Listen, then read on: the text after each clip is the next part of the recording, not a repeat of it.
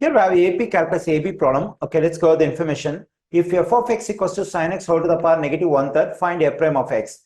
Okay, for the given function f of x, we have to find the first derivative, that is f prime of x, and it's a multiple choice question in AP calculus AB. So because we have 4 answer choices over here, and each answer choice will have the result for f prime of x. Okay, now let's find the first derivative of the function f of x, that is we are going to find f prime of x. So for that, let me write the given function as it is, that is f of x equals to sin x whole to the power negative 1/3. Okay, now let me find the first derivative, then f prime of f of x will become f prime of x. Okay, on the right side we have sin x whole to the power negative 1/3. So when I find derivative of this stuff, first I have to do derivative for the exponent negative 1/3. So how do you have to find derivative for the exponent negative 1/3? So whenever I want to get derivative for the exponent, I have to use the power rule of derivative. So what is the power rule of derivative? So that is, we have to bring this exponent in front of sin x and subtract 1 from the exponent. That is called the power rule of derivative. Okay, now let me bring the exponent negative 1/3 in front of sin x and subtract 1 from the exponent, that is negative 1/3, negative 1. So far I have completed derivative only for the exponent using the power rule of derivative.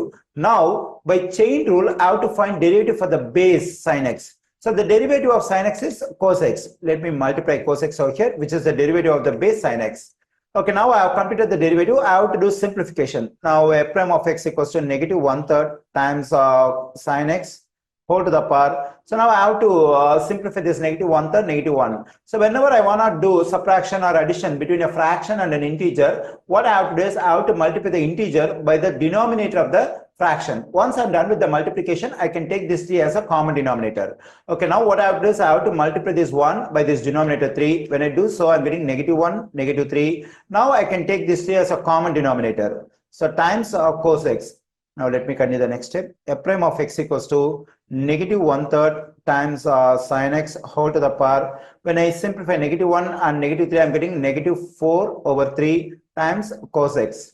Okay, now in this step, the exponent over here is negative. Usually when we give our final answer to a math problem, we keep the exponent positive. But in our problem, I mean in the result of f prime of x over here, the exponent is negative.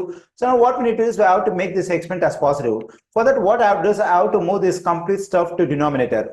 When I move this complete stuff to denominator, automatically this exponent negative 4/3 will become positive, and when it is moved to the denominator, it will be multiplied by the denominator 3 over here. Okay, let me continue in the next step. F prime of x equals to negative 1 over 3 times sin x whole to the power of, now we have to change the negative sign over here as positive, then it will become positive 4 over 3 times cos x.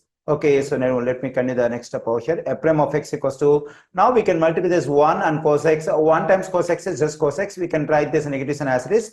1 times cos x is cos x divided by 3 times sin x whole to the power 4/3. Okay, now I got the first derivative of the given function, that is negative of cos x divided by 3 times sin x whole to the power 4/3. So I find this stuff exactly in option D. So the correct answer choice for this question is option D.